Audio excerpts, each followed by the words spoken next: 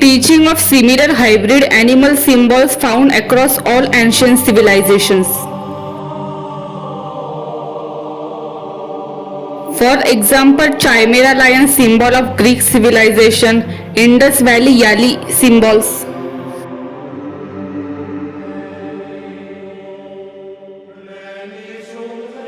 Manticore similar symbol found across all ancient civilization.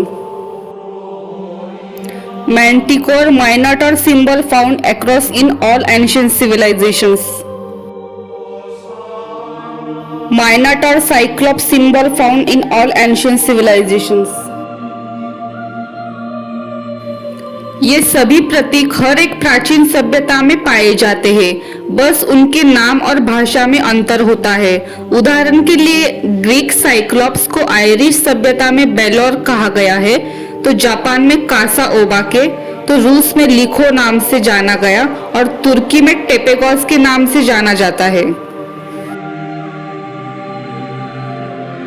Spiral symbols found across all ancient civilizations.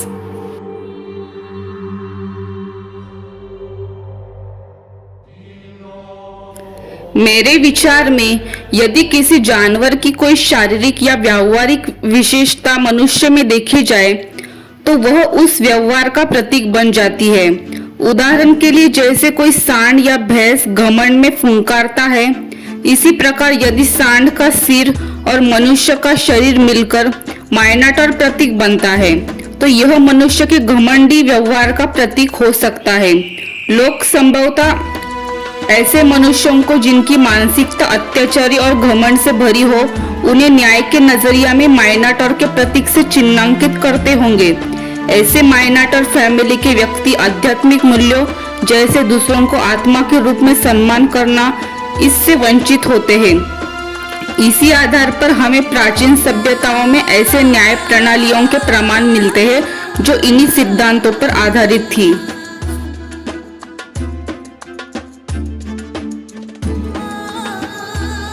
Manticore monster जिसकी tell scorpion की बनी होती है और sir lion का, अर्थात ऐसा इंसान जो सामने से वाचा से भरोसे वाले शेर के भेष में पीछे से स्कॉर्पियन गेम खेलकर गलत मंशा से वार करने की आसुरी मानसिकता को दर्शाता है।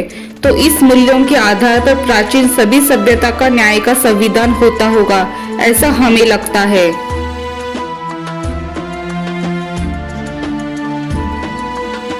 बाढ़ के बाद सभ्यता का ज्ञान सिखाने वाले इस एंड्रोजिनस अथॉरिटी द्वारा दी गई शिक्षा में दोनों हाथों में प्राणी को पकड़ रखा है, ऐसा चिन्ह बार बार दिखाई पड़ता है, जिसे प्राचीन सभ्यताओं में अलग अलग नामों से जाना जाता है।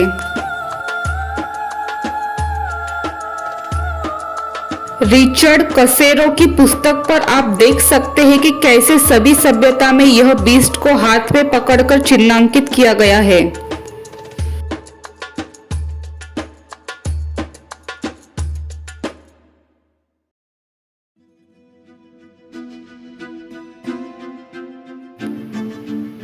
सभी सभ्यताओं में समान जानवरों को हाथ में पकड़े हुए प्रतीकों के माध्यम से अच्छा बर्ताव सिखाने की परंपरा दिखाई पड़ती है। Master of animalistic behaviour tendency, अर्थात बैल को पकड़कर दिखाया है, अर्थात अच्छा इंसान वह है जो पैसा, पद और कोई भी चीज के घमंड वाले अत्याचारी बर्ताव को वश में रखे, अर्थात उसे दोनों बैल को पकड़कर दिखाएंगे। और ऐसे चिन्ह से वे समाज में लोगों को आत्मिक सम्मान, समानता, इन मूल्यों को उनकी संस्कृति में बढ़ावा देने का कार्य करते होंगे, ऐसा हमें लगता है।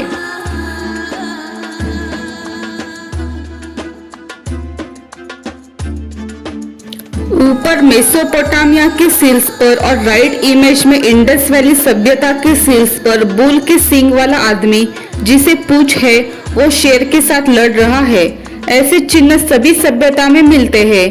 मतलब जैसे बाघ दिखने में सुंदर है, राजा है, और बाघ को बैल के सींग है, मतलब सुंदरता और कोई भी बाहरी चीज, गाड़ी, बंगला, पैसा, पद, इस घमंड में कोई इंसान किसी पर अत्याचार करता होगा तो उसे इन प्रतीकों की मदद से दर्शाया गया है कि घमंड वाला इंसान उसके मानसिक विकृति से लड़कर इस विकृति को अपने वश में करने के लिए खुद की मानसिक विकारों से लड़ रहा है।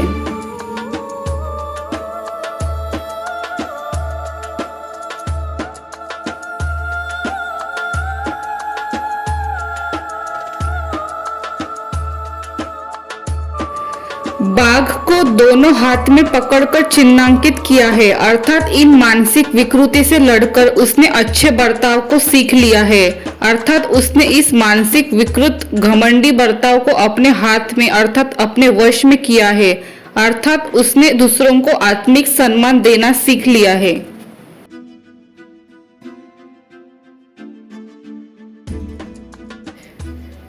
प्राचीन इजिप्ट की सभ्यता से हमें यह चिन्ह मिलते हैं जिसमें व्यक्ति के सर के ऊपर स्कॉर्पियन दिखाकर चिन्हांकित किया है, अर्थात ऐसा इंसान जिसकी मंशा वाचा कर्मणा समान नहीं है और वो छल कपट से लोगों पर अत्याचार कर रहा है।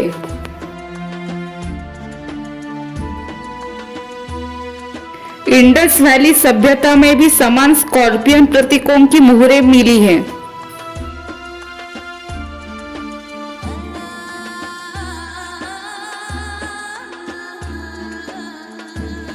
The Scorpion King is the name of multiple rulers of ancient Egypt, including Scorpion I and King Narmer.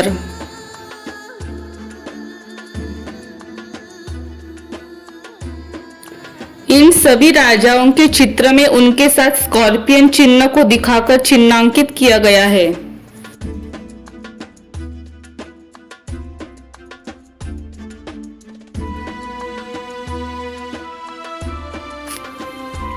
प्राचीन मिस्र के राजाओं को androgynous ओसाइरस dying and rising authority ने स्थापन किए हुए नियमों के अंतर्गत राज करने की अनुमति मिलती थी, अर्थात कोई राजा स्कॉर्पियन गेम खेलकर अर्थात छल कपट करके उसकी मिलिट्री पावर्स का गलत इस्तेमाल करके नियमों को तोड़कर किसी दूसरी सभ्यता के मासूम लोगों पर अत्याचार करता होगा तो उसे उनको इस एंड्रोजिनस अथॉरिटी के द्वारा उन्हें पद मिलता था तो सजा भी मिलती होगी। इसलिए ऐसा प्रतीत होता है इस एंड्रोजिनस अथॉरिटी के न्याय संविधान के अंतर्गत इन सभी अलग अलग राजाओं को स्कॉर्पियन किंग कहकर वर्णन किया गया है। वो खुद तो ऐसे चित्र नहीं बनाएंगे, उनसे ज्यादा पावर और अथॉरिटी द्वारा ही उनके छल कपट को पब्लिक के सामने रखकर दूसरी सभ्यता के विक्टिम प्रजा को न्याय मिलता होगा।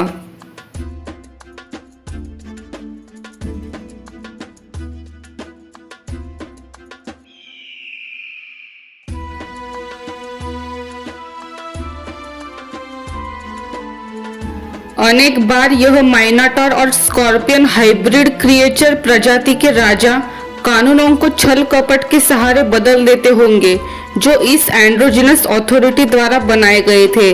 संभवतः इस कारण इस एंड्रोजिनस अथॉरिटी ने सभी सभ्यताओं में अलग अलग नाम लिए ताकि सभी सभ्यताओं में भ्रष्ट कानूनों का प्रसार रोका जा सके।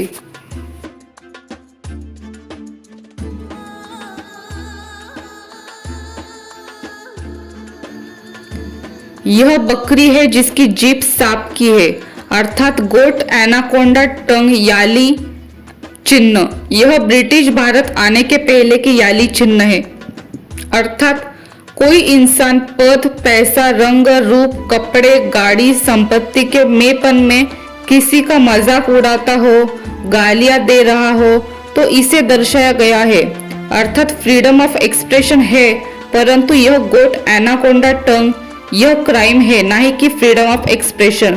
तो इन मूल्यों के आधार पर न्याय यह उस सभ्यता के गवर्नमेंट मॉडल को दर्शाता है।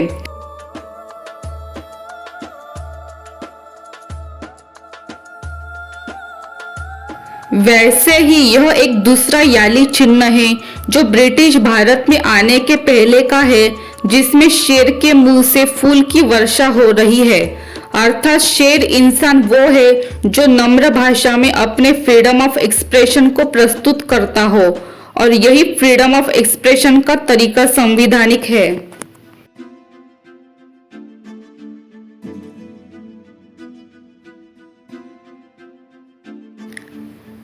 यह मिस्र के वेनट का प्रतीक है, जिसमें नीचे का शरीर एक मानवीय स्त्री का है और सिर एक खरगोश का है। खरगोश संवेदनशीलता और मासूमियत का प्रतीक है। इसलिए यदि कोई स्त्री किसी अपराध के संदर्भ में निर्दोष है, तो इस वेनट के प्रतीक का उपयोग उसे न्याय देने के लिए किया जाता होगा, ऐसा हमारा विश्वास है।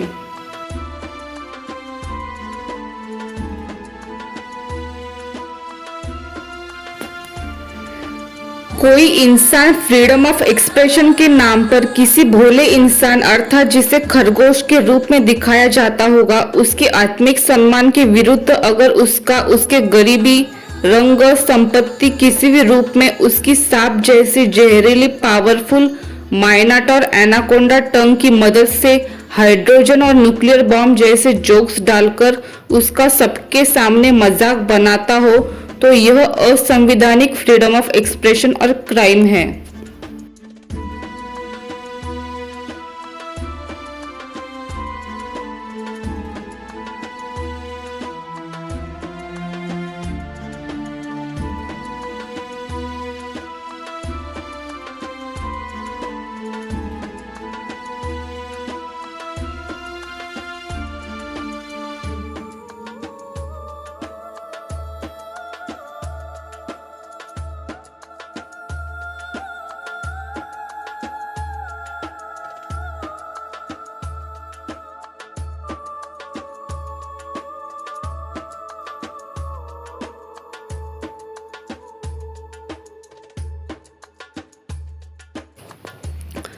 कोई इंसान झूठ कपट के सहारे, ईर्ष्या, लोभ, मोह के वश अर्थात स्कॉर्पियन टंग के सहारे किसी क्राइम की नजरिया से भोले इंसान को बदनाम करने की कोशिश कर रहा हो, तो उस रैबिट स्पीसीज इंसान को न्याय देने के लिए स्कॉर्पियन एनाकोंडा टंग के द्वारा चिन्हांकित करते होंगे।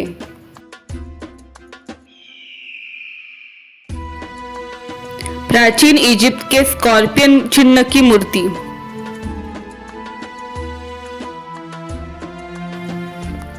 प्राचीन इजिप्ट का स्कैरब बीटल चिन्ह काफी मशहूर है। जैसे स्कैरब बीटल कीड़ा डंग यानी कि गंदगी को खाता है, वैसे ही आप भी कोई अगर आपका मजाक उड़ाता है तो स्कैरब बीटल की समान इस गंदगी को डाइजेस्ट करे। तुरंत उस इंसान का मर्डर करने का प्लान ना बनाए। यही उस चिन्ह का अर्थ होगा, ऐसा हमें लगता है। वैसे ही ग्रीक और भारत और पर्शिया में मिलने वाले वराह के प्रतीक इसी संवैधानिक मूल्यों को ही दर्शाते होंगे।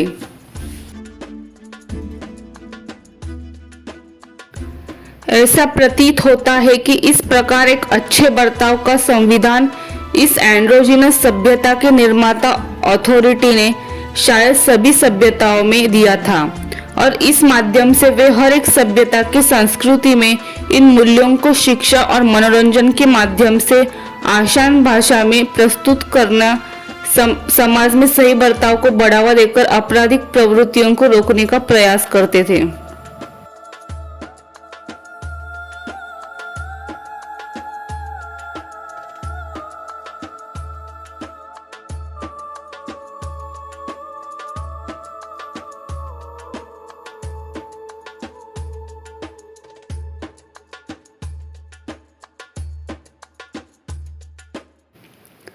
फिर प्राकृतिक आपदा में यह शासन प्रणाली नष्ट होने के बाद लोग इन चिन्हों को अंधश्रद्धा के वश ईश्वर से जोड़कर इनकी पूजा करना शुरू करते होंगे, ऐसा हमें लगता है।